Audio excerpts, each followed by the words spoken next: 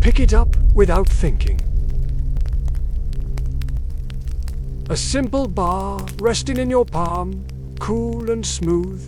You run it underwater, and suddenly it transforms. Lather blooms creamy and rich, filling the air with a clean scent. It slips over your skin, lifting away the invisible grime of the day, the unseen microbes, the tiny traces of the world you've touched. Rinse, and it's gone, leaving only freshness behind.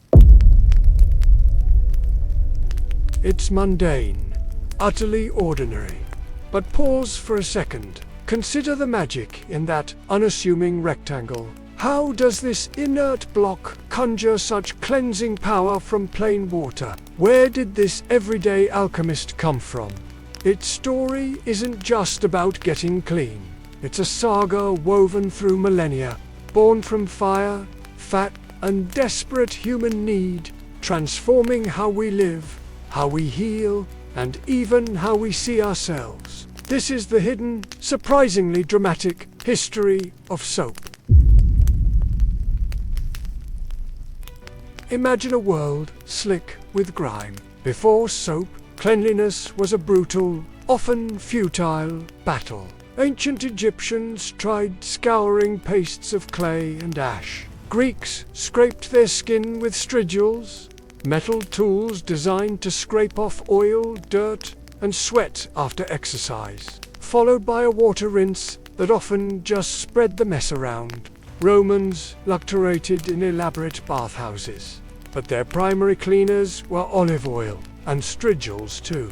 Sweat, dirt, and rancid oil were scraped off, leaving a greasy residue. Clothes. Laundering meant pounding fabrics in streams with urine or harsh plant ashes like natron. Processes that damaged fibers and left garments stiff and foul-smelling. Disease stalked cities. Open wounds festered easily. Surgeons operated with unwashed hands. Childbed fever killed mothers by the thousands. Body odor wasn't just unpleasant, it was inescapable. A constant companion masking the scent of decay and waste that permeated streets and homes. Social interactions were governed by layers of perfume and powders attempting to mask the underlying reality. The concept of truly clean skin, free from grease and embedded dirt, was alien. Life was sticky, smelly, and unclean. People lived intimately with dirt and decay, unaware of the microscopic armies thriving on their skin and in their environments. Survival was possible, but thriving, healthy communities were constantly undermined by the fundamental inability to break the bond between skin and soil, between humanity and the filth of its existence.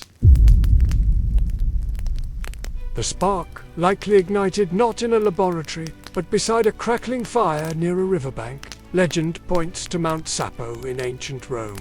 Around 1000 BC, the story goes that animal sacrifices were made on the mountain altars. Rain washed a mixture of melted animal fat and wood ash down the slopes into the clay soil along the Tiber River. Women washing clothes in the river at this spot noticed something extraordinary. The water bubbled strangely, and the mixture clinging to the riverbank made cleaning their laundry astonishingly easier. The greasy ash sludge lifted dirt away. Whether myth or observed fact, this points to the core chemistry. Fats reacting with alkali to create a new substance with unique properties. Simultaneously, far older evidence emerges. Archaeologists found clay cylinders from ancient Babylon, circa 2800 BC, inscribed with instructions for mixing fats with ashes to produce a substance for washing wool. The recipe was simple, brutal. Boil animal fats with wood ash leached in water. The result was a crude, harsh paste, more abrasive cleaner than gentle soap. For millennia, soap making remained a small-scale, unpleasant craft. The caustic lye could blind. The fats rotted. The process was slow and yielded an inconsistent, often smelly product used primarily for laundering wool or treating skin diseases, not daily bathing. It was a messy secret, known to washerwomen and apothecaries, valued but not yet transformative. The true potential was trapped within the inefficiency and danger of its creation. The journey from this foul sludge to the fragrant bar on your sink required centuries of struggle and ingenuity.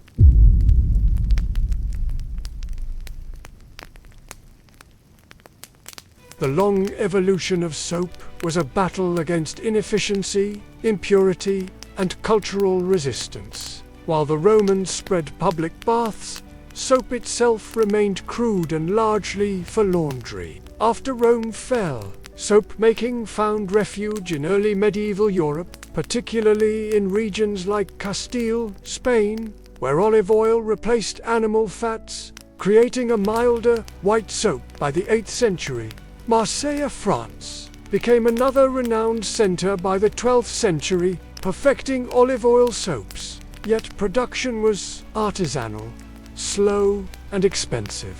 Soap was a luxury item, affordable only to the wealthy. The poor still relied on abrasive sands, rough cloths, and plain water. The 18th century brought crucial chemical breakthroughs. In 1791, French chemist Nicolas Leblanc patented a process to create soda ash from common salt, providing a more reliable and less variable alkali source than wood ashes.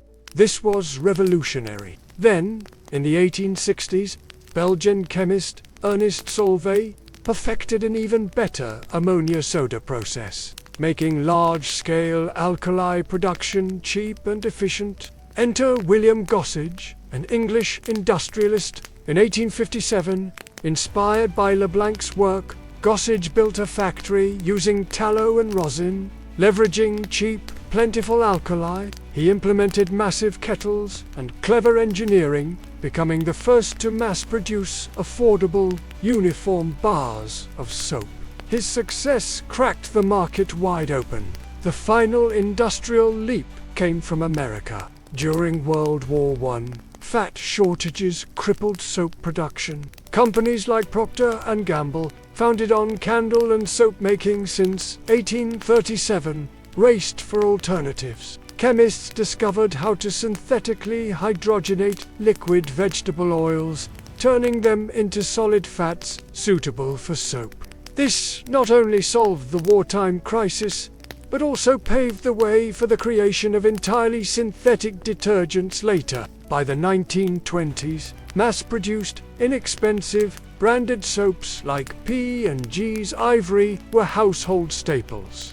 The foul sludge of antiquity had been refined, standardized, and made more democratic. Soap didn't just clean bodies, it washed over society, reshaping health, habits, and even morality. The rise of affordable soap in the 19th century coincided with a growing understanding of germ theory. Pioneers like Semiois in the 1840s demonstrated that doctors washing their hands in chlorinated lime solution drastically reduced childbed fever mortality. While initially ridiculed, the advent of effective soap provided a practical, accessible tool for hygiene. Public health campaigns, particularly in rapidly industrializing cities plagued by cholera and typhoid, began promoting the life-saving power of soap and water. Bathing shifted from a rare luxury or medical treatment to a regular, expected habit. The Saturday night bath became a ritual in millions of homes. This new cleanliness had profound social effects. It reduced the stigma of physical proximity. Crowded workplaces, public transportation, and urban living became more tolerable. The concept of personal space and bodily freshness became linked to respectability. The phrase, "cleanliness is next to godliness," though older, gained new traction in the Victorian era, imbuing soap with moral weight. Marketing capitalized on this. Soap advertisements didn't just sell cleaning power, they sold social acceptance, beauty, and virtue. Brands like Pear's transparent soap, launched in 1807, featured cherubic children and promised purity, Lever Brothers launched Lifebuoy Soap in 1894 with a strong emphasis on health protection. Soap operas got their name because detergent companies sponsored daytime radio dramas aimed at housewives. Soap became intertwined with notions of civilization, progress, and social order. It was a quiet revolution, fought with lather and water, that fundamentally altered human interaction and expectation.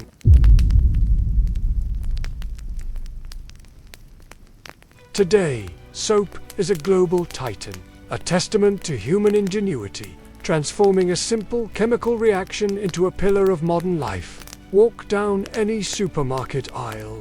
A kaleidoscope of colors, scents, and forms greets you. Solid bars carved from olive oil, coconut, or shea butter. Liquid soaps infused with aloe vera or antibacterial agents. Foaming washes, exfoliating scrubs, sensitive skin formula. The basic chemistry remains.